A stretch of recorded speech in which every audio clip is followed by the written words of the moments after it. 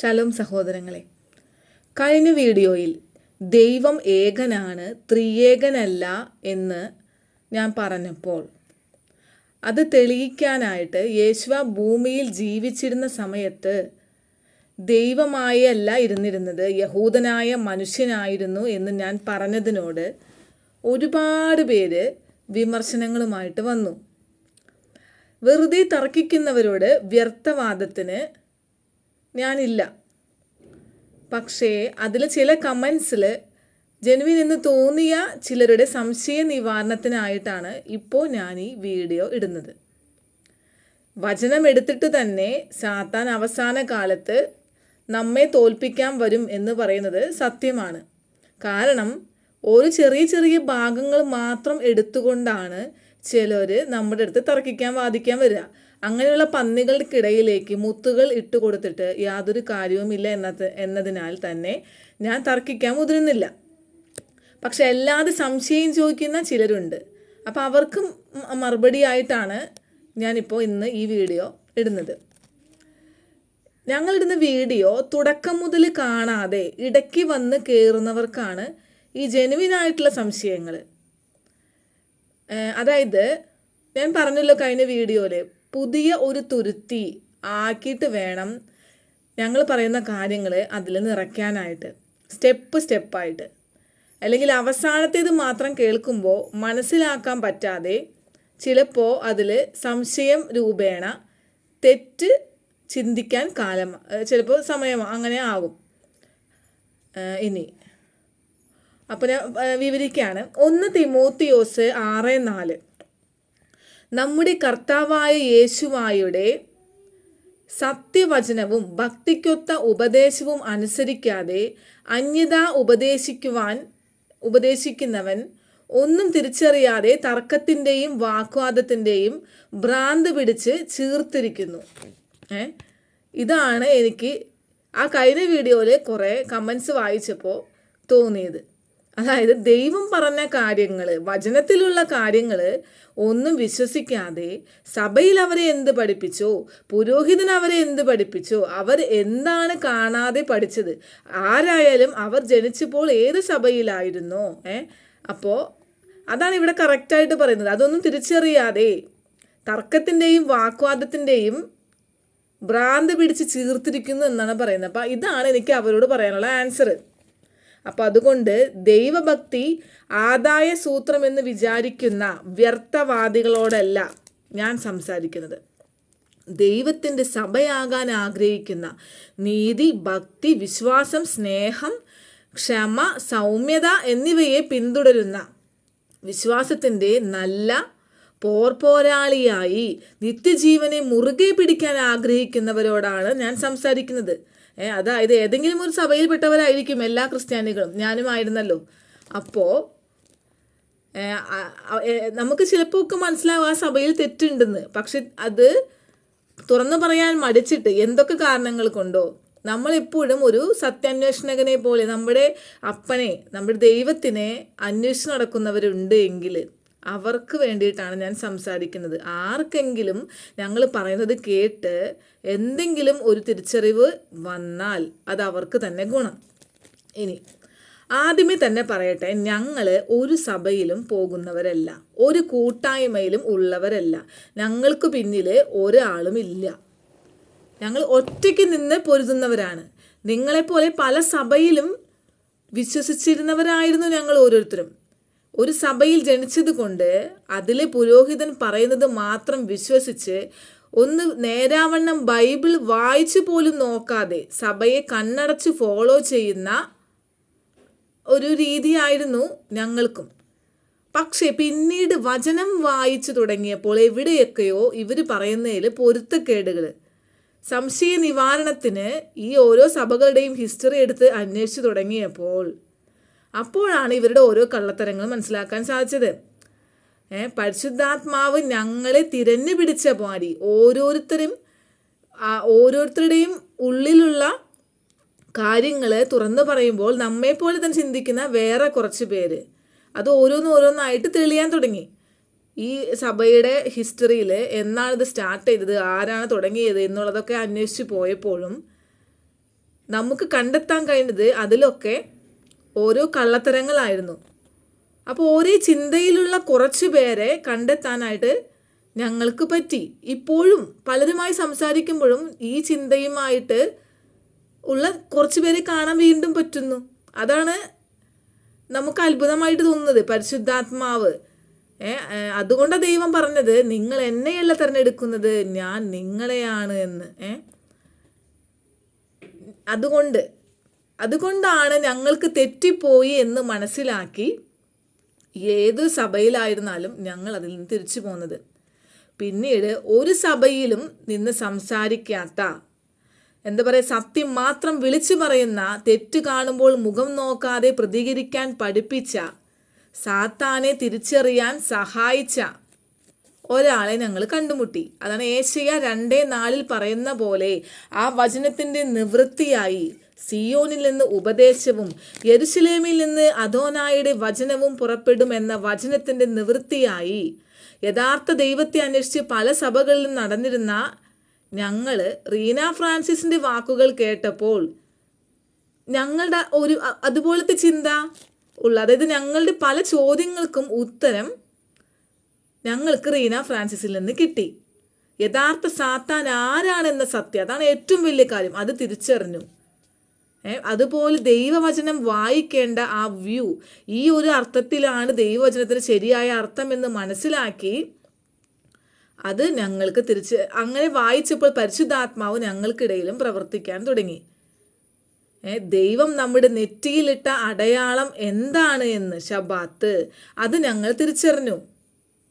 അങ്ങനെ പരിശുദ്ധാത്മാവ് പ്രവർത്തിക്കാൻ തുടങ്ങിയപ്പോഴാണ് പല കാര്യങ്ങളും ഞങ്ങൾക്ക് മനസ്സിലാക്കാൻ സാധിച്ചത്. അപ്പോൾ അവസാന കാലമായി ഞങ്ങളെപ്പോലെ ഞാൻ മനസ്സിലാക്കിയ ഈ സത്യങ്ങൾ വിളിച്ചു പറയാൻ ആഗ്രഹിക്കുന്നു. അത് കർത്താവിൻ്റെ ഇഷ്ടപ്രകാരം, ആവശ്യമുള്ളവർക്ക് സ്വീകരിക്കാം, അല്ലാത്തവർക്ക് സ്വീകരിക്കേണ്ട അവരുടെ വഴിക്ക് പോകാം. അന്ത്യകാഹളം മുഴങ്ങുമ്പോൾ കർത്താവ് വരും. അതായത് 7ാമത്തെ കാഹളമാണ് അന്ത്യകാഹളം. അപ്പോൾ 7ാമത്തെ കാഹളം മുഴങ്ങാനിരിക്കുന്ന ഈ സമയത്ത് വെളിപാട് 10:6 പറയുന്നു, 7ാമത്തെ ദൂതൻ കാഹളം ഊതുവാനിരിക്കുന്ന നാദത്തിൻ്റെ കാലത്ത് ദൈവത്തിൻ്റെ മർമ്മം അവർ തൻ്റെ ദാസന്മാരായ പ്രവാചകന്മാർക്ക് അറിയിച്ചു കൊടുത്തതുപോലെ നിവൃത്തിയാകും. ഇത്ര കാലമുണ്ടായിട്ടും നമ്മുടെ പൂർവികന്മാർക്ക് തെളിഞ്ഞു കിട്ടാത്തത്, മനസ്സിലാക്കാൻ പറ്റാത്തത് ഈ സമയത്ത് വെളിപ്പെട്ടു എങ്കിൽ ഈ സമയമാണ് ആ വെളിപാട് 10:6 പറയുന്നത്. ദൈവത്തിൻ്റെ മർമ്മങ്ങൾ പറയുമ്പോൾ ആർക്കെങ്കിലും ഒരു സ്പാർക്ക് തോന്നുന്നുണ്ട് എങ്കിൽ അവരാണ് ദൈവത്തിൻ്റെ കുഞ്ഞാടുകൾ. ദൈവം നമ്മളെയാണ് തിരഞ്ഞെടുക്കുന്നത് എന്ന് പറയുന്നതിന് അന്വർത്ഥമാണത്. ഞാൻ കഴിഞ്ഞ വീഡിയോയിൽ പറഞ്ഞല്ലേ, യേശുവ എന്തിനാ വന്നത്? ദൈവം യേശുവായി വന്നത് എന്തിനാണ്? ചിതറിപ്പോയ തൻ്റെ ആടുകൾക്ക് വേണ്ടിയാണ്. അല്ലാണ്ട് ക്രിസ്തീയ സമൂഹത്തെ വാർത്തെടുക്കുവാനോ യേശുവായിക്കായിട്ടൊരു പ്രത്യേക മതം സ്ഥാപിക്കാനോ ഒന്നുമല്ല. ചിതറിപ്പോയ 12 ഗോത്രത്തിലെ 10 ഗോത്രങ്ങൾ, യഹൂദ ഗോത്രങ്ങളും ബെന്യാമിൻ ഗോത്രങ്ങളും, അതിൽ 10 ഗോത്രങ്ങൾ, ഇസ്രായേൽ ഗോത്രങ്ങൾ ചിതറിക്കപ്പെട്ടു. ആ 10 ഗോത്രങ്ങളെ അന്വേഷിച്ചാണ് യേശുവ വന്നത്. അപ്പോൾ ഇന്ന് ചിലപ്പോൾ ആ 10 ഗോത്രത്തിലുള്ളവർ, ചിതറിപ്പോയ 10 ഗോത്രത്തിലുള്ളവർ ക്രിസ്ത്യാനിയാകാം, ഹിന്ദു ആകാം, മുസ്ലിം ആകാം, നിരീശ്വരവാദി വരെ ആകാം.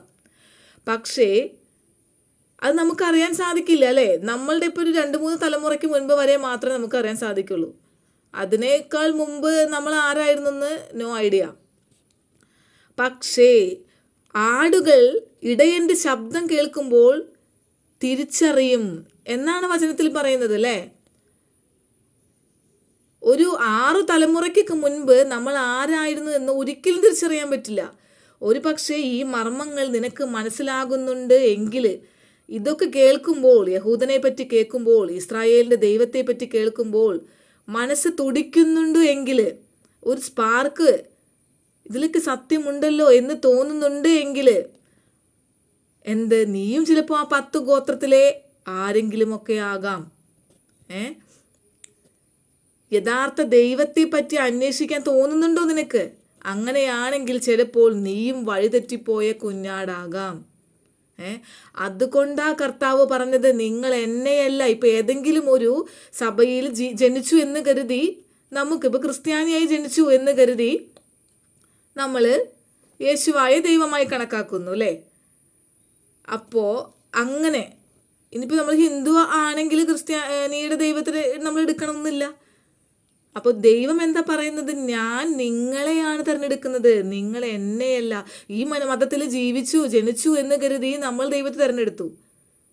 പക്ഷെ അതൊരു തിരഞ്ഞെടുക്കലല്ല. ഇപ്പം നിങ്ങൾ പറയും ക്രിസ്ത്യാനിയാക്കി എന്നെ ജനിപ്പിച്ചത് ദൈവമായി. ക്രിസ്ത്യാനിയാക്കി ദൈവം ജനിപ്പിച്ചു, ശരി. പക്ഷെ നീ യഥാർത്ഥ ദൈവത്തെ തിരിച്ചറിഞ്ഞോ? അവിടെയാണ് നിങ്ങൾക്ക് തെറ്റുപറ്റിയത്.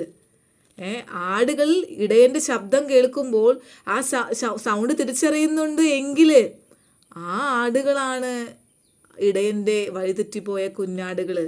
ഈ ആടുകളെ തിരഞ്ഞുപിടിക്കാനാണ് ദൈവം യേശുവായി ഭൂമിയിൽ മനുഷ്യരൂപത്തിൽ വന്നത്. ഈ ശബ്ദം കേട്ട് തിരിച്ചു വരാൻ വേണ്ടിയിട്ടാണ് ശിഷ്യന്മാരെ പോലും ലോകത്തിലേക്ക് അയച്ചത്.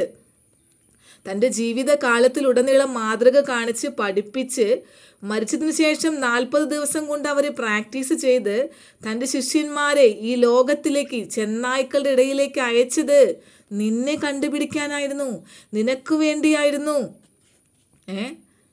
അന്ന് തിരഞ്ഞെടുത്ത ദൈവമക്കൾക്ക് അത് ഒരു സഭയുമില്ല. അതുണ്ടെങ്കിൽ തന്നെ ദൈവസഭ, അതാണ് ആ സഭ. ഒന്ന് മാത്രമേ ഉള്ളൂ, ദൈവസഭ.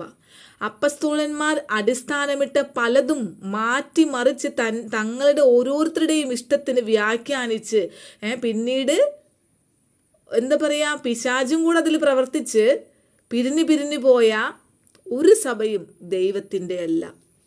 അത് നിങ്ങൾ മനസ്സിലാക്ക്. ഞങ്ങളുടേത് വേറിട്ട സഭ. ഈ സഭയ്ക്കൊരു പേരുമില്ല. ഇത് ദൈവം അന്ത്യകാലത്ത് തിരഞ്ഞെടുത്തവരുടെ സഭ. സത്യങ്ങൾ, ദൈവത്തിൻ്റെ മർമ്മങ്ങൾ തിരിച്ചറിഞ്ഞ് അന്വേഷിച്ച് കണ്ടുപിടിച്ച് ഇപ്പോഴും അന്വേഷിക്കുന്ന, ഒറ്റയ്ക്കിരുന്ന് പ്രാർത്ഥിച്ച് പരിശുദ്ധാത്മാവിൽ ചിന്തിക്കുന്നവരുടെ സഭ. ഒരു സഭയിലും പോകാതെ, ഒരു കൂട്ടായ്മയിലും പോകാതെ. ചിലർ ചോദിക്കൂലേ, ചില കമൻസിൽ കണ്ട്, നിങ്ങൾ ഏത് സഭയാണ്, നിങ്ങൾ ഒരു സഭയിലും പോകാതെ നിങ്ങൾക്ക് എങ്ങനെ പ്രാർത്ഥിക്കാൻ പറ്റുന്നതെന്നല്ലേ? പറ്റും. ഒരു സഭയിലും പോകാതെ ആരാധിക്കാൻ പറ്റും. ദൈവം സ്വന്തം മക്കളെ അടയാളമിട്ട് മാറ്റിവെച്ചിട്ടുണ്ട്. ആ അടയാളമാണ് ശബാത്ത്. ചിലപ്പോൾ ഒരു കുടുംബത്തിലെ ഒരാൾ മാത്രമാകാം ഈ അടയാളമുള്ളത്, ശബാത്ത് ആചരിക്കുന്നത് അല്ലേ? അതിനാലാണ് റാപ്ചറിൻ്റെ സമയത്ത് ഒരുവൾ എടുക്കപ്പെടും, ഒരുവൾ അവിടെ അവശേഷിക്കും എന്ന് പറയുന്നില്ലേ? അപ്പം അതിൽ ഒരു കുടുംബത്തിലെ ഒരാളായിരിക്കാം തിരഞ്ഞെടുക്കപ്പെട്ടത്. ആ ആളാണ് റാപ്ചറിൽ പോകും, മറ്റൊരുവിടെ അവശേഷിക്കപ്പെടും. ഇനി നീ ജൂതനാണോ എന്ന് ചോദിക്കുന്നവരുടെ ഒരു പക്ഷേ ആയിരുന്നിരിക്കാം. ഇനി അല്ല, ഞാൻ ജൂതനല്ലെങ്കിൽ കൂടി ജാതിയായിരുന്നാലും എനിക്ക് ദൈവസഭയിൽ അവകാശമുണ്ട്. കാരണം എന്താ? എങ്ങനെയാണ്? ഞാൻ യഹൂദനോട് ഒട്ടിച്ചേർന്ന് നിൽക്കുന്നു. കാട്ടൊലിവായ എന്നെ നാട്ടൊലിവിനോട് ദൈവം ഒട്ടിച്ചേർത്തി വെച്ചിരിക്കുന്നു. ഒലിവ് മരത്തിൻ്റെ ഫലപ്രദമായ വേരിന് പങ്കാളിയാക്കി തീർത്തിരിക്കുന്നു. യഹൂദൻ്റെ ഫീസ്റ്റുകൾ ആഘോഷിച്ച് യഹൂദൻ്റെ ദൈവത്തോട് ചേർന്നിരിക്കുന്ന ഞങ്ങൾ യഥാർത്ഥ നാട്ടൊലിവിനോട് ചേർക്കപ്പെട്ടു. ഒട്ടിച്ചു വെച്ചത് കർത്താവാണെങ്കിൽ അവിടെ മുളച്ചിരിക്കില്ല. നാട്ടൊലിവിനോട് ചേർത്ത് കർത്താവ് എണ്ണും, എന്നിട്ട് നാട്ടൊലിവിൻ്റെ ഫലം ഉളവാക്കും. റോമാക്കാർക്ക് എഴുതിയ ലേഖനം 11:24 എന്താ പറയുന്നത്? സ്വഭാവത്താൽ കാട്ടുമരമായിരുന്ന നിന്നെ മുറിച്ചെടുത്ത് സ്വഭാവത്തിന് വിരോധമായി നല്ല ഒലിവ് മരത്തിൽ ഒട്ടിച്ചുവെങ്കിൽ സ്വാഭാവിക കൊമ്പുകളായ അവരെ, യഹൂദന്മാരെ, സ്വന്തമായ ഒലിവ് മരത്തിൽ എത്ര അധികമായി ഒട്ടിക്കുമെന്നാണ് പറയുന്നത്.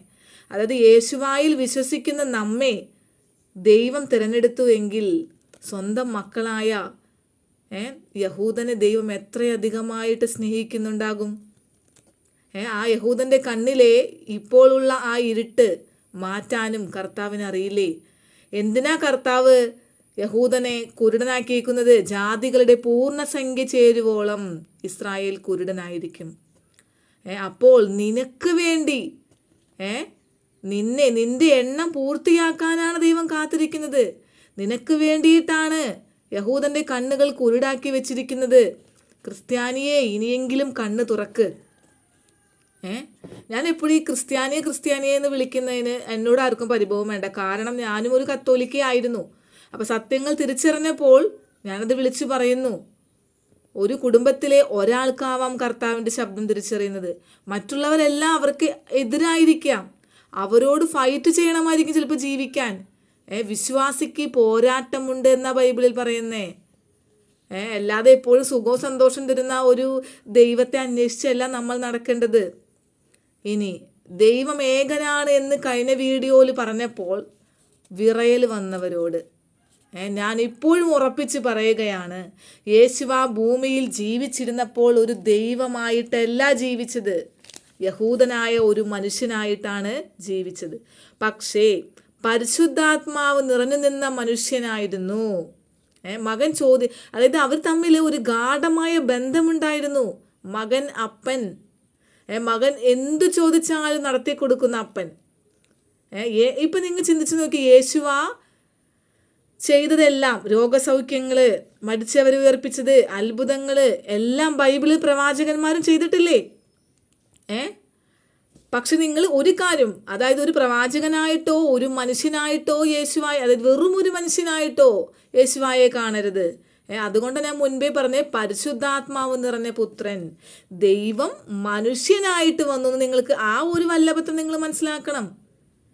പ്രവാചകന്മാർക്ക് ചെയ്യാൻ പറ്റിയ ഈ രോഗസൗഖ്യങ്ങളും ഈ മരിച്ചവർ ഉയർപ്പിച്ചതൊക്കെ ദൈവം ഒരു മനുഷ്യനായിട്ട് വരുമ്പോൾ പിന്നെ ചെയ്യാൻ പറ്റില്ലേ? നിങ്ങൾ ചിന്തിച്ചു നോക്കി. ദൈവമാണ് മനുഷ്യനായിട്ട് വന്നത്. കർത്താവ് എന്താ പറഞ്ഞത്? വിശ്വാസത്തോടു കൂടി ഈ മലയോട് പറയാണ്, നീ കടലിൽ ചെന്ന് വീഴാൻ പറഞ്ഞാൽ അത് നിന്നെ അനുസരിക്കുന്ന പറഞ്ഞേ. അപ്പൊ ദൈവത്തിന്റെ ആ വല്ലഭത്തെ മാനുഷിക ചിന്തയിൽ ചുരുക്കരുത്. നിങ്ങൾക്കത് ചിന്തിക്കാൻ പറ്റുന്നതിനപ്പുറമാണ്. ദൈവം മനുഷ്യനായി വന്നപ്പോൾ രോഗം സുഖപ്പെടുത്താൻ എന്താ കഴിയില്ലേ? പാപം മോചിക്കാൻ എന്താ കഴിയില്ലേ? ഇനി രസതല്ല, ക്രിസ്ത്യാനികൾ യേശുവായ ഭൂമിയിൽ ജീവിച്ചിരുന്നപ്പോൾ ദൈവമായിട്ടാണ് കണക്കാക്കുന്നത്. അതുകൊണ്ടാണ് ഇത്രയധികം ക്രിസ്ത്യാനികൾ കഴിഞ്ഞ വീഡിയോ കഴിഞ്ഞപ്പോൾ എന്നെ കുറേ വഴക്ക് പറഞ്ഞത്. പക്ഷെ ഈ ക്രിസ്ത്യാനികളോട് ഞാൻ ചോദിക്കാം, ത്രിയേകമാണല്ലോ നിങ്ങൾ വിശ്വസിക്കുന്നത്. നിങ്ങൾ പറയുന്നത് ഞങ്ങൾ ഒരു ദൈവത്തിനെ വിശ്വസിക്കുന്നുള്ളൂ, പക്ഷെ പിതാവും പുത്രനും പരിശുദ്ധാത്മാവും കൂടി ഒരു ദൈവമാണെന്നൊക്കെയാണ് പറയണ കമൻസിൽ. ചിലവർ പറയുന്നുണ്ട്, നീ ദൈവപുത്രനെ നിഷേധിച്ച കാരണം നീ അന്ത്യക്രിസ്തുവാണ്.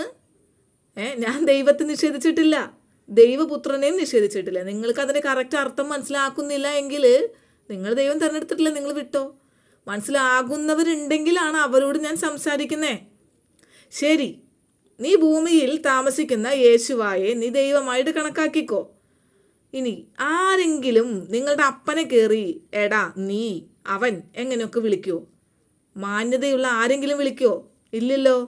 നീ യേശുവായെ ഭൂമിയിൽ ജീവിച്ചിരുന്നപ്പോൾ ദൈവമായാണ് കണക്കാക്കിയിരുന്നത് എങ്കിൽ ബൈബിൾ ട്രാൻസ്ലേഷൻ തെറ്റിച്ചു എന്ന് വെച്ച് അത് അനുകരിച്ചുകൊണ്ട് നീ ദൈവത്തെ കയറി അവനെന്നും നീ എന്നും വിളിക്കുന്നത് എന്താ?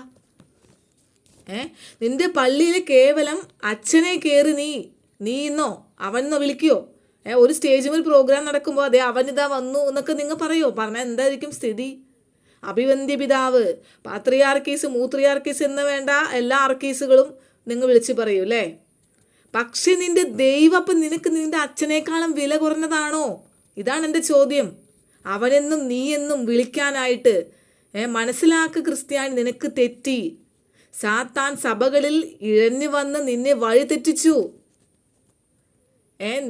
നീ പല പാട്ടിലും എന്ന് വേണ്ട, ഇപ്പം ശരി നിങ്ങൾ പറയും ബൈബിളിൽ നീയെന്നോ അവനെന്നോ ഇതുണ്ടല്ലോ, അത് മലയാളം ട്രാൻസ്ലേഷനിലല്ലേ യു എന്ന് പറയുമ്പോൾ നീ തന്നെ പറയണോ? എല്ലാ ട്രാൻസ്ലേഷനിലും വന്ന് തെറ്റാണല്ലോ. ഷബാത്തിൻ്റെ ട്രാൻസ്ലേഷൻ മാത്രം ശനിയാഴ്ച എന്നുള്ളത് എടുത്തില്ല, അത് ഷബാത്ത് തന്നെ എടുത്തു, ഹീബ്രു ഭാഷ. ബാക്കി എന്ത് ഹീബ്രുവിലുണ്ടോ? ഇപ്പോൾ യേശുവ എന്നുള്ളത് യേശു എന്നാക്കി അല്ലേ, മിരിയാം എന്നുള്ളത് മറിയം എന്നാക്കി എന്ന് വേണ്ട, ശീമോൻ, പത്രോസ് എന്ന് 100 എല്ലാം ട്രാൻസ്ലേഷനിൽ എല്ലാം മാറ്റിയില്ലേ?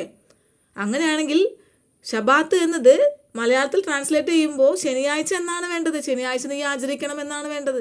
അത് മാറ്റാണ്ട് ഷബാത്ത് നീ ആചരിക്കണം. സാബത്ത് എന്ന് നീ പറയുമ്പോൾ അതെന്തോ ഒരു സാധനമാണ്, അത് യഹൂദന്മാർക്ക് മാത്രം പറഞ്ഞിട്ടുള്ള കാര്യമാണ്, ഞങ്ങൾക്ക് പറഞ്ഞിട്ടുള്ളതല്ല എന്ന് നിന്നെ തോന്നിപ്പിക്കുമാറ് അവിടെ സാത്താൻ കളിച്ചു അല്ലേ.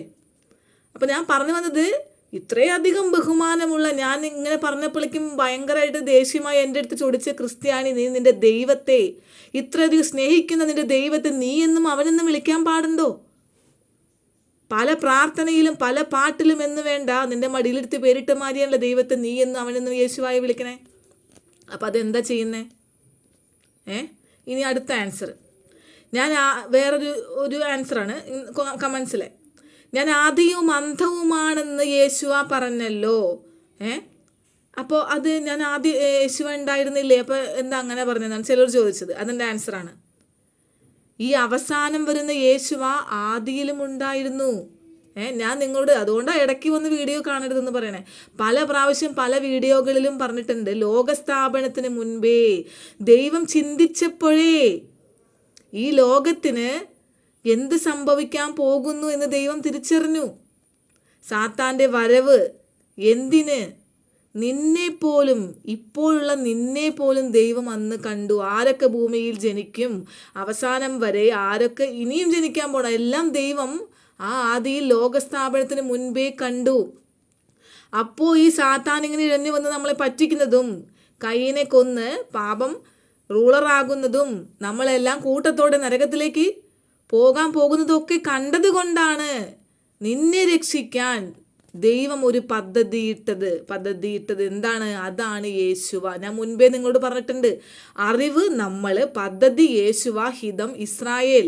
അതായത് അറിവിൽ നിന്നെ കണ്ടപ്പോൾ നീ നരകത്തിലേക്ക് പോകാണെന്ന് ദൈവത്തിന് മനസ്സിലാക്കിയപ്പോൾ നിന്നെ രക്ഷിക്കാൻ ദൈവം ഒരു പദ്ധതിയിട്ടു. എന്ത്? ഞാൻ തന്നെ വന്ന് എൻ്റെ മക്കളെ രക്ഷിക്കും. അങ്ങനെ ദൈവം തന്നെ മനുഷ്യനായി വന്നു യേശുവ.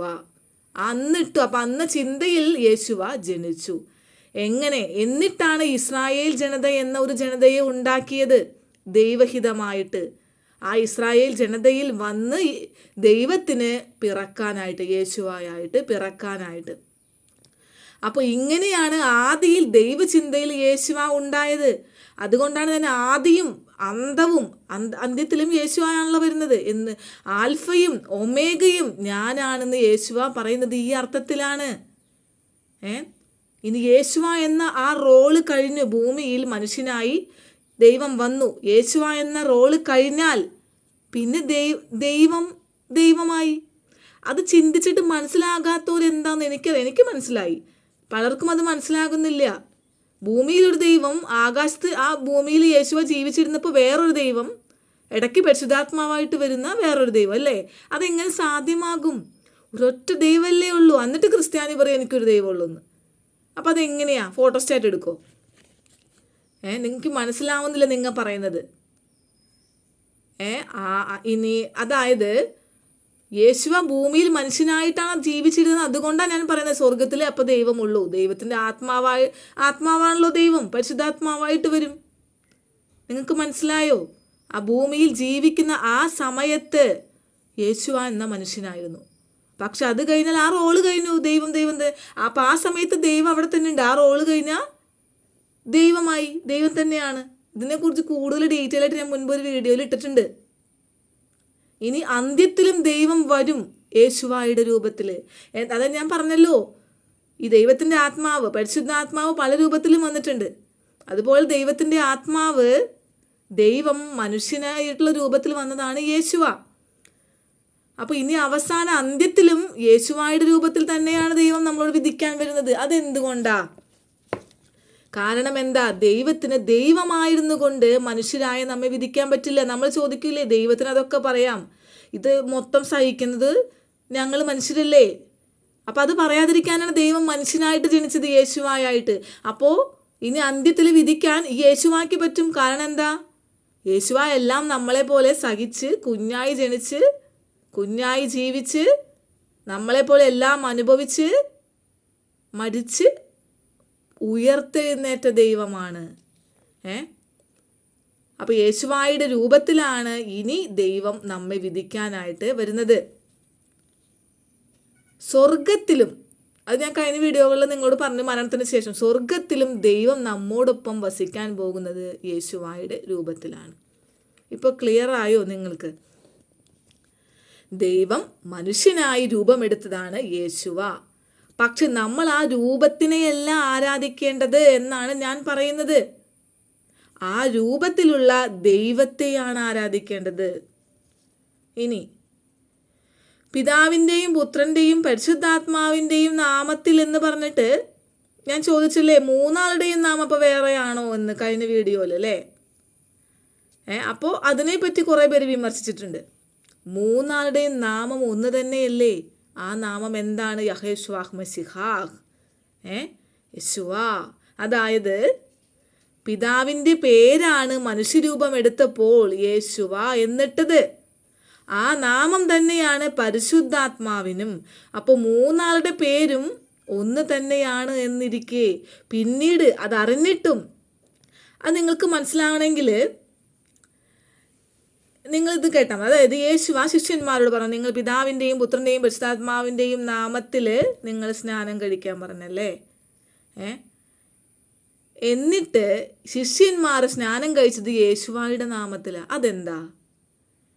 അപ്പോൾ തന്നെ നിങ്ങൾക്ക് ചിന്തിച്ചൂടെ, പിതാവിൻ്റെയും പുത്രൻ്റെയും പരിശുദ്ധാത്മാവിൻ്റെയും നാമം എന്തായിരുന്നു? യേശുവ എന്നായിരുന്നു, യഹോശുവ മശിഹാഹ് എന്നായിരുന്നു. ആ നാമം തിരിച്ചറിഞ്ഞ ശിഷ്യന്മാർ യേശുവായുടെ നാമത്തിലാണ് സ്നാനം കഴിപ്പിച്ചത്. അപ്പോൾ തിരിച്ചറിഞ്ഞ് കഴിഞ്ഞു വന്ന അവിടെ ആദിമസഭയ്ക്ക്. പക്ഷെ ഇന്നും ക്രിസ്ത്യാനി യേശുവ അങ്ങനെയാണ് പഠിപ്പിച്ചതെന്നും പറഞ്ഞിട്ട് ഇപ്പോഴും പിതാവിന്. ഇപ്പം നിങ്ങളൊരു സ്കൂളിൽ ഒരു കുട്ടിയെ ചേർത്തു, നിങ്ങളുടെ പേരെന്തെന്ന് ചോദിച്ചാൽ നമ്മൾ നമ്മുടെ ഇങ്ങനെ പറയുമോ? പിതാവിൻ്റെ പേര് ജോസഫ്, അങ്ങനെ പറയുമോ? പിതാവിൻ്റെ പേരെന്ത്? അവിടെ എന്താ നിങ്ങൾ എഴുതുക? ജോസഫ് എന്നല്ലേ എഴുതുള്ളൂ. പിതാവിൻ്റെ പേര് ജോസഫ് എന്ന് നിങ്ങൾ വീണ്ടും എടുത്ത് എഴുതോ? ഇല്ലല്ലോ. അപ്പം അത് അവിടെ നമ്മൾ എന്താ ചെയ്യണ്ടേ? പിതാവിനും പുത്രനും പരിശുദ്ധാത്മാവിനും ഒരു നാമമാണ് എന്ന് മനസ്സിലാക്കി ആദിമ ക്രൈസ്തവർ യേശുവായുടെ നാമത്തിൽ സ്നാനം കഴിപ്പിച്ചു. പക്ഷെ ഇപ്പോഴും ക്രിസ്ത്യാനി പിതാവിൻ്റെയും പുത്രൻ്റെയും പരിശുദ്ധാത്മാവിൻ്റെയും നാമത്തിൽ എന്ന് പറഞ്ഞിട്ടാണ് സ്നാനം കഴിപ്പിക്കുന്നത്. അതെന്തുകൊണ്ടാണ്? ക്രിസ്ത്യാനിക്ക് ഈ നാമം മൂന്നും ഒന്നാണ് എന്ന തിരിച്ചറിവില്ലാതെ പോയി. അത് ബൈബിളിൽ തന്നെ എഴുതി വെച്ചിട്ടുണ്ട്. ഞാൻ മുൻപ് പറഞ്ഞിട്ടുണ്ട്, ഞാൻ ഒന്നും കൂടെ പറയാം. യോഹന്നാൻ 17:12. അവിടെ എന്താണ് ശിഷ്യന്മാർക്ക് വേണ്ടി യേശുവ പ്രാർത്ഥിച്ചപ്പോൾ പറഞ്ഞത്? പിതാവേ, അങ്ങ് എനിക്ക് തന്ന അങ്ങയുടെ നാമത്തിൽ അങ്ങ് കാത്തുകൊള്ളണമേ എന്നല്ലേ. അപ്പോൾ പിതാവേ, അങ്ങ് എനിക്ക് തന്നത് അങ്ങയുടെ നാമമാണെന്ന് അവിടെ നമുക്ക് തെളിഞ്ഞു കിട്ടി. അപ്പോൾ അവിടെ പിതാവിൻ്റെയും പുത്രൻ്റെയും നാമം ഒന്നാണെന്ന് മനസ്സിലായി. അതുപോലെ യോഹന്നാൻ 14:26 അവിടെ എന്താ പറയുന്നത്? പിതാവ് എൻ്റെ നാമത്തിൽ അയപ്പാനുള്ള പരിശുദ്ധാത്മാവ് എന്ന കാര്യസ്ഥൻ. അപ്പം എൻ്റെ നാമം തന്നെയാണ് ഇനി അയക്കാൻ പോകുന്ന പരിശുദ്ധാത്മാവിനും പിതാവ് കൊടുക്കുന്നതെന്നല്ലേ. ആ പരിശുദ്ധാത്മാവ് കാര്യസ്ഥൻ നിങ്ങൾക്ക് സകലവും ഉപദേശിച്ചു തരികയും ഞാൻ നിങ്ങളോട് പറഞ്ഞതൊക്കെയും നിങ്ങൾ ഓർമ്മപ്പെടുത്തുകയും ചെയ്യും. അപ്പോൾ ഇതിൽ നിന്ന് മനസ്സിലാക്കാം നമുക്ക് ഈ മൂന്നാളുടെയും പേര് ഒന്ന് തന്നെയാണ് എന്ന്. യഹോശുവ മശിഹാഹ്, യേശുവ ആണ് എന്ന്. അപ്പോൾ പിന്നെ പിതാവിൻ്റെയും പുത്രൻ്റെയും പരിശുദ്ധാത്മാവിൻ്റെയും നാമത്തിൽ എന്നും പറയുന്ന അത് ത്രിയേകമല്ലേ? ആ ത്രിയേകം തെറ്റല്ലേ? മൂന്നും ഒന്ന് തന്നെയല്ലേ? ചിലർ ചോദിക്കേണ്ടത് ഇത് ആരാ യേശുവ എന്നൊക്കെ. അതായത് യേശു എന്ന് ക്രിസ്ത്യാനികൾ മലയാളത്തിൽ, ജീസസ് എന്ന് ഇംഗ്ലീഷിൽ, യേശു എന്ന് തമിഴ്, അങ്ങനെ പല പേരിട്ട് വിളിക്കുന്ന, ശരിക്കും നിങ്ങളുടെ യേശു ക്രിസ്തു എന്ന് പറയുന്ന ശരിക്കും പേര് യേശുവിൻ്റെ യേശുവ എന്നായിരുന്നു ഹീബ്രു ഭാഷയിൽ അല്ലേ.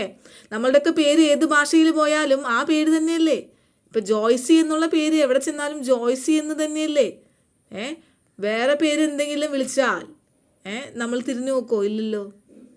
അതുകൊണ്ടാണ് പറയുന്നത്, നമ്മൾ പറയുന്നില്ലേ ബൈബിളിൽ അന്ത്യകാലത്ത് കർത്താവെ അങ്ങയുടെ നാമത്തിൽ ഞങ്ങൾ അങ്ങനെ ചെയ്തിട്ടുണ്ട് ഇങ്ങനെ ചെയ്തിട്ടുണ്ടെന്നൊക്കെ പറഞ്ഞ് ക്രിസ്ത്യാനികൾ ഒച്ചമേഖല എടുക്കുമ്പോൾ കർത്താവ് പറയുന്നത് നിങ്ങളെ ഞാൻ അറിയില്ല എന്ന് പറയുന്നത് എന്തുകൊണ്ടാ? ബുദ്ധിയുള്ളവർ ചിന്തിക്ക്. നിങ്ങൾ തന്നെ അറിയില്ല. ഞാൻ വന്നപ്പോൾ നിങ്ങൾ വെള്ളം തന്നില്ല. അപ്പോൾ കർത്താവ് എപ്പോഴാണ് അങ്ങ് വന്നത്? ഞങ്ങൾ അങ്ങയുടെ നാമത്തിൽ പല രോഗസൗഖ്യം കൊടുത്തിട്ടുണ്ടല്ലോ എന്ന് പറയുമ്പോൾ കർത്താവ് പറഞ്ഞു ഞാൻ നിങ്ങളെ അറിയില്ല എന്ന് പറഞ്ഞ് കർത്താവ് നുണ പറയണതല്ല. കർത്താവിൻ്റെ പേരല്ല നിങ്ങൾ പറയുന്നത്. കർത്താവിൻ്റെ പേരിൽ ഇരിക്കുന്ന സാത്താനോടാണ് നിങ്ങൾ ഇതൊക്കെ വിളിച്ചു പറയുന്നതും ആ സാത്താൻ്റെ പേരിലാണ് നിങ്ങൾ രോഗസൗഖ്യം നടത്തുന്നതും സുഖം വരും സന്തോഷം വരും എന്ന് പറഞ്ഞ് പ്രസംഗിക്കുന്നതും ഒക്കെ.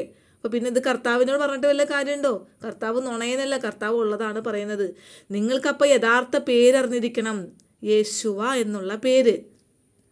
ഇനി മഹോപദ്രവ കാലത്തിന് മുൻപ് പറന്നു പോകാനിരിക്കുന്ന വിശുദ്ധ ക്രിസ്ത്യാനിയെ, ഞാൻ പറയുന്നത് ഇഷ്ടമുണ്ടെങ്കിൽ കേൾക്കുക. അല്ലാതെ വചനമെടുത്ത് തെറ്റായ വ്യാഖ്യാനം നൽകി എന്നെ പഠിപ്പിക്കാനായിട്ട് വരണ്ട. ഞങ്ങൾ അത് അടിവരയിട്ട് വിശ്വസിക്കുന്നവരാണ്. ഞങ്ങൾക്ക് അതിനുള്ള വെളിച്ചം ജെറുസലേമിൽ നിന്ന് കിട്ടിക്കഴിഞ്ഞു. ആ വെളിച്ചം ഇനി മാറ്റാൻ പറ്റില്ല. നിങ്ങൾക്ക് മനസ്സിലാകുന്നില്ലേ? നിങ്ങൾ വിട്ടുപോയിക്കോ. ഞാൻ വ്യൂവേഴ്സിനെ നോക്കിയിട്ടല്ല ഈ വീഡിയോ ഇടുന്നത്. എന്നോട് കർത്താവ് പറയുന്നത് ഞാൻ അനുസരിക്കുന്നു, അത്രയേ ഉള്ളൂ. ഇനി അധികം കാലമൊന്നുമില്ല. ചെവിയുള്ളവൻ കേൾക്കും, ബുദ്ധിയുള്ളവൻ ഗ്രഹിക്കും. ദൈവത്തെ അന്വേഷിക്കുന്ന ബുദ്ധിമാന്മാരാണ് ഈ അവസാന കാലത്ത് ദൈവത്തെ കണ്ടെത്തുക. ദൈവം പറയുന്നത് എന്താണ്? ദൈവത്തെ അന്വേഷിക്കുന്ന ബുദ്ധിമാന്മാരുണ്ടോ എന്ന് സ്വർഗത്തിൽ നിന്ന് ദൈവം വീക്ഷിക്കുന്നു എന്ന ബൈബിളിൽ പറയുന്നത്. അല്ലാതെ സ്വസ്ത്രം പറഞ്ഞ് സൂത്രത്തിൽ സ്വർഗത്തിൽ പോകാനിരിക്കുന്ന ഭക്തന്മാരെ അല്ല ദൈവത്തിന് ആവശ്യം. ഇത്രയൊക്കെ ഞാൻ സംസാരിച്ചത് ക്രിസ്ത്യാനികളോടാണ്. ഇനി എൻ്റെ ഈ പേജിൽ പറന്ന് നടക്കുന്ന കാക്കകളോട് കുറച്ച് കാര്യം പറയാനുണ്ട്. വെറുതെ നാറാൻ വരണ്ട. കാക്കകളുടെ തനി സ്വഭാവങ്ങൾ എന്താണെന്നും കൊതമതിൻ്റെ മസാലയും എല്ലാം ഞങ്ങൾക്ക് കാണാപ്പാടറിയാം. തൂറാനെടുത്ത് ഞാൻ നാറ്റിക്കണ്ട എങ്കിൽ എൻ്റെ പേജിൽ വന്ന് വെറുതെ മെഴുകാൻ നിൽക്കണ്ട. എൻ്റെ മുന്നത്തെ വീഡിയോസ് കണ്ടാൽ മതി. നിങ്ങൾ കുറേ കാക്കകൾ നിങ്ങളുടെ ദൈവത്തിനെ കൊന്നത് യഹൂദന്മാരല്ലേ എന്നൊക്കെ പറഞ്ഞ് രണ്ടറ്റത്ത് കത്തിച്ച് നടുക്ക് പിടിക്കുന്ന ഒരു സ്വഭാവമുണ്ട്, സ്നേഹം കാണിച്ചിട്ട്. അതുകൊണ്ട് ഈ പേജിൽ കാക്കകൾ വെറുതെ വന്ന് കരയാൻ നിൽക്കണ്ട. കരഞ്ഞു കഴിഞ്ഞാൽ നാറും. നിങ്ങളുടെ തൂറാൻ്റെ ഓരോ അധ്യായം എടുത്ത് വിശദീകരിച്ച് ഞാൻ നിങ്ങളെ നന്നായിട്ട് നാറ്റിക്കും. അതുകൊണ്ട് കാക്കകൾ പറന്നു പൊക്കും. ഞാൻ സംസാരിക്കുന്നത് ദൈവത്തിന് വേണ്ടി കാത്തിരിക്കുന്ന എൻ്റെ സഹോദരങ്ങളോടാണ്. സാത്താൻ ആരാണ് എന്ന് ഞാൻ വിളിച്ചു പറയുന്നതും ആരോടാ? എൻ്റെ സഹോദരങ്ങളോടാണ്. അത് കേട്ട് ചൊറിയാൻ നിങ്ങൾക്ക് ചൊറിയുന്നുണ്ടെങ്കിൽ നിങ്ങൾ മാന്തിക്കോ. പക്ഷേ ഈ പേജിൽ വന്ന് മാന്താൻ നിൽക്കണ്ട. ഞാൻ അത് മൈൻഡേ ചെയ്യില്ല. അന്ത്യകാലമായി എന്ന് വിചാരിച്ച് ആരും ഭയക്കണ്ട. അവസാനം മഹോപദ്രവ കാലത്ത് പിടിച്ചു നിൽക്കാൻ നമുക്ക് കഴിയണമെങ്കിൽ നിങ്ങളെ പല പുരോഹിതന്മാരും പഠിപ്പിക്കുന്നുണ്ടാവാം. എന്ത്? മഹോപദ്രവ കാലത്തിന് മുൻപ് നിങ്ങളെ എടുത്തുകൊണ്ട് കർത്താവ് പോകും, റാപ്ചർ അതിന് മുൻപാണ് ഉണ്ടാകുന്നത്. എല്ലാം ബൈബിളിൽ വ്യക്തമായിട്ട് പറയുന്നുണ്ട്. ഇതിനെപ്പറ്റി ഞാൻ പിന്നീട് വീഡിയോ ഇടാം. വ്യക്തമായിട്ട് പറയുന്നുണ്ട്. ഇവിടെ ദൈവകൽപ്പന പാലിക്കുന്നവരുടെ സഹനമാണ് ആവശ്യമെന്ന് പറഞ്ഞാൽ എന്താണ്? സഹിക്കണമെങ്കിൽ മഹോപദ്രവ കാലത്ത് നമ്മൾ ഇവിടെ തന്നെ കാണും, എവിടെയും പോവില്ല. പക്ഷെ പിടിച്ചു നിൽക്കാൻ നമുക്ക് കഴിയണമെങ്കിൽ നമ്മളെ കർത്താവ് പിടിച്ചു നിർത്തും. അത് കഴിയണമെങ്കിൽ ദൈവത്തിൻ്റെ 10 കൽപ്പനയും ഒന്നുപോലും തെറ്റിക്കാതെ നമ്മൾ അനുസരിക്കണം. എങ്കിൽ മാത്രമേ, അതായത് പ്രധാന കൽപ്പനയായ 4ാമത്തെ കൽപ്പനയായ ദൈവത്തിൻ്റെ അടയാളം എന്താണ്? ശബാത്ത്. അത് നമ്മളും ദൈവവും തമ്മിലുള്ള ഉടമ്പടിയാണ്. ഇത് ഓർമ്മിക്കുക, ഉടമ്പടിയാണ്, വെറും ഒരു കൽപ്പന പോലുമല്ല അത്. ഉടമ്പടി എന്ന് പറഞ്ഞാൽ എന്താ? ഒരു ഭാര്യയും ഭർത്താവും ഉടമ്പടി ഉണ്ടാക്കുമ്പോൾ എന്താണ്? മരണം വരെ ആ ഉടമ്പടിക്ക് വാല്യൂ ഉണ്ട്. അതുപോലെ ഒരു ഉടമ്പടിയാണ് ഈ ശബാത്ത്. അപ്പോൾ ദൈവത്തിൻ്റെ ആ അടയാളം ഇട്ട നമുക്ക് 10 കൽപ്പനയും പാലിക്കണം. അല്ലാതെ ക്രിസ്ത്യാനിയുടെ മാതിരി 2ാം കൽപ്പനയും 4ാം കൽപ്പനയും മാറ്റി ബാക്കി പാലിച്ചിട്ടൊന്നും കാര്യമില്ല. ഈ 10 കൽപ്പനയും പാലിച്ചു നടക്കുന്ന ദൈവത്തിൻ്റെ മക്കളെ അവസാനം വരെ സഹിച്ചു നിൽക്കുന്നവർ രക്ഷ പ്രാപിക്കുന്നു. അപ്പോൾ സഹിക്കാൻ എന്തെങ്കിലും ഇല്ലേ? സുഖിച്ചു നിൽക്കുന്നവർ രക്ഷ പ്രാപിക്കുന്നല്ലോ ബൈബിളിൽ പറയണേ. അപ്പോൾ സഹിക്കാനുണ്ട്. മഹോപദ്രവ കാലത്തിന് മുൻപ് ആരും പറന്നു പോവില്ല. ഈ മഹോപദ്രവ കാലത്ത് നിങ്ങളെ അവിടെ നിർത്തി ആ സഹനങ്ങളെല്ലാം സഹിപ്പിച്ച് അവസാനം വരെ സഹിപ്പിച്ച് നിർത്തണമെങ്കിൽ അവിടെ എന്തു വേണം? അവിടെ ദൈവത്തിൻ്റെ ആ കരുണ നമുക്ക് വേണം. ഇപ്പോൾ ശബാത്ത് ഫോളോ ചെയ്യാൻ ആഗ്രഹിക്കുന്നവർ, ഞാൻ എൻ്റെ മുൻപത്തെ വീഡിയോ ഉണ്ട് ശബാത്ത് എങ്ങനെ ആചരിക്കാമെന്ന്. അതൊക്കെ കണ്ടിട്ടുണ്ടെങ്കിൽ നിങ്ങൾക്ക് എങ്ങനെയാണെന്ന് മനസ്സിലാക്കാൻ പറ്റും. അപ്പോൾ എല്ലാവരും ഒരുങ്ങിയിരിക്കുക, കർത്താവ് വരാറായി. പലരും പറയും കർത്താവ് അവിടെ വന്ന് ഇവിടെ വന്നു എന്നല്ലേ ബൈബിളിൽ പറയുന്നുണ്ടല്ലേ? അന്ത്യക്രിസ്തു അവൻ ആദ്യം തന്നെ വരും. കർത്താവാണ് വന്നതെന്നും നിങ്ങളെ എടുത്തില്ല എന്നൊക്കെ പറഞ്ഞ് നിങ്ങളെ അറിയിക്കാനായിട്ട്, തെറ്റിക്കാനായിട്ട്. അപ്പോൾ യഥാർത്ഥ കാലത്തിൻ്റെ അടയാളങ്ങൾ എപ്പോഴാണ് ലോകം അവസാനിക്കണമെന്ന് ആ നിമിഷത്തെ പറ്റി നമുക്കറിയില്ല അല്ലേ? ബൈബിളിൽ പറയുന്നുണ്ട് പിതാവിന് മാത്രമേ അറിയുള്ളൂ. പക്ഷേ നിങ്ങൾ കാലങ്ങളെ വിവേചിച്ചറിയുന്നവരല്ലോ എന്നാണ് പറയുന്നത്.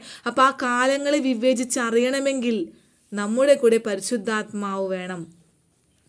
അപ്പോൾ നമ്മൾ വെറുതെ ഈ റീൽസിൽ അല്ലെങ്കിൽ നമ്മുടെ ഈ ജീവിത സുഖങ്ങളിൽ മക്കളെ പറ്റി വേവലാതിപ്പെട്ട് എനിക്ക് ഭാവിയിൽ അങ്ങോട്ട് പോകണം ഇങ്ങോട്ട് പോകണം, സ്വത്തുണ്ടാക്കണം, ജോലി ഉണ്ടാക്കണം, വീടുണ്ടാക്കണം, ആ ഒരു ചിന്തയിൽ മുഴുകി 24 മണിക്കൂറും ശരീരത്തിന് വേണ്ടി ഓടാതെ ആത്മാവിനെ പറ്റി ചിന്തിക്കണം. ഈ ലോകത്ത് എന്താ നടക്കുന്നതെന്ന് മനസ്സിലാക്കണം. നമ്മൾ തല ഉയർത്തി നോക്കണം. പട്ടിക്ക് ഓരോ എല്ലും കഷ്ണിട്ട് തരുന്ന മാതിരി നിങ്ങൾക്ക് ഓരോരോ നിയമങ്ങളും ഓരോരോ കാര്യങ്ങൾ ഇട്ട് തരുമ്പോൾ അതിൻ്റെ പിന്നാലെ പോവാതെ, ഇപ്പോൾ റീൽസ് ആയാലും എന്തല്ല അതിൻ്റെ പിന്നാലെ ഒക്കെ പോവാതെ നിങ്ങൾ എന്നും പരിശുദ്ധാത്മാവുമായി സംസാരിക്കാൻ വഴി കണ്ടെത്തണം. ആത്മാവിന് വേണ്ടി കുറച്ച് ആഹാരം കണ്ടെത്താൻ സമയം കണ്ടെത്തണം. അങ്ങനെ പ്രാക്ടീസ് ചെയ്യുന്നവർക്കേ വാച്ച് ചെയ്യാൻ പറ്റുള്ളൂ. അപ്പോൾ നിങ്ങൾക്ക് കാലം മനസ്സിലാകും. റീന ഫ്രാൻസിസിൻ്റെ വീഡിയോസൊക്കെ കാണാം. അങ്ങനെ കുറേ കാര്യങ്ങൾ മനസ്സിലാക്കാം. കൂടാതെ നമ്മൾ സ്വന്തമായിട്ടും പ്രാക്ടീസ് ചെയ്യാം. ഏതെങ്കിലും ഒരു പ്രവാചകൻ പറയാണ് ദൈവത്തെ വിശ്വസിക്കി, ദശാംശം കൊടുത്തിട്ട് വിശ്വസിക്കി, അപ്പോൾ നിങ്ങൾക്ക് സുഖം തരും, സന്തോഷം തരും എന്ന് പറയുന്ന പ്രവാചകൻ കള്ള പ്രവാചകനാ. ദുഃഖം തന്നാലും നിങ്ങൾ ദൈവത്തിൽ ആനന്ദം കണ്ടെത്തി നിലനിൽക്കണമെന്ന് പഠിപ്പിക്കുന്ന പ്രവാചകനാണ് യഥാർത്ഥ പ്രവാചകൻ. അത് നിങ്ങൾ മനസ്സിലാക്കണം. അപ്പോൾ ഞാൻ നിർത്താണ്. അതുപോലെ ബാബിലോൺ, ബൈബിളിൽ പറയുന്ന ബാബിലോൺ അമേരിക്ക. അപ്പോൾ ഓരോന്നും നമ്മൾ അമേരിക്കയിൽ കണ്ടുകൊണ്ടിരിക്കുകയാണല്ലേ. അപ്പോൾ ബാബിലോണിൻ്റെ തകർച്ചയൊക്കെ കാണുന്നതോടുകൂടി ഏകദേശം നമുക്ക് മനസ്സിലാകും അവസാനം എത്തി. ഇപ്പോൾ അന്ത്യനിമിഷങ്ങളിലാണ്, അന്ത്യനിമിഷങ്ങളിലൂടെയാണ് നമ്മൾ കടന്നു പോകുന്നത്. 7ാം കാഹളം മുഴങ്ങാറായി. അപ്പോൾ എല്ലാവരും ഒരുങ്ങിയിരിക്കുക. എപ്പോഴും ഏത് നിമിഷത്തിൽ കർത്താവ് വന്നാലും ഞാൻ റെഡിയാണ് അപ്പ എന്ന് പറഞ്ഞ് നിലവിളക്ക് കയ്യിലേന്തിയോണ്ട് കാര്യമില്ല. ആ വിളക്കിൽ എണ്ണ കരുതണം. ബുദ്ധിമതിയായിരിക്കണം. ആ വിളക്കിൽ എപ്പോഴും എണ്ണ കരുതി ഞങ്ങൾ റെഡിയാണ് അപ്പ എന്ന് പറഞ്ഞ് ഇരിക്കാനായിട്ട്, അലർട്ടായിട്ടിരിക്കാനായിട്ട് എല്ലാവർക്കും സാധിക്കട്ടെ. ഞാൻ നിർത്താണ്. ഇന്ന് നമ്മൾ പഠിക്കുന്ന ഹീബ്രു വേർഡ് ലബ്രിയൂത്ത് എന്നാണ്. അതായത് LABRIYUTH, ലബ്രിയൂത്ത് എന്ന് വെച്ചാൽ ടു യുവർ ഹെൽത്ത്. ആരോഗ്യത്തിന് നമ്മൾ തുമ്മുമ്പോഴൊക്കെ നമ്മൾ പറയില്ലേ, നമ്മൾ ചെറുപ്പം മുതലേ നമ്മളെ പഠിപ്പിക്കൂല. അന്ന് ഈശോ എന്നാണ് പഠിപ്പിച്ചിരുന്നത് അല്ലേ. തുമ്മുമ്മ പിള്ളേരെയൊക്കെ പഠിപ്പിക്കും. അതായത് ആരോഗ്യത്തിന് വേണ്ടിയിട്ട് നമ്മൾ പ്രാർത്ഥിക്കുന്ന ഒരു ഇത്, അതാണ് ലബ്രിയൂത്ത് എന്ന് തുമ്മുമ്പോഴൊക്കെ പറയണം. അപ്പോൾ അതാണ് നമ്മളിന്ന് പഠിച്ചത്. ഞാൻ നിർത്താണ്. അപ്പോൾ എല്ലാവരും നമ്മുടെ കർത്താവിൽ പ്രത്യാശ ഉള്ളവരായിരിക്കുക. എന്നെ കേട്ട എല്ലാവർക്കും തോദാ റബ്ബ തോദാ ഹബ്ജ്.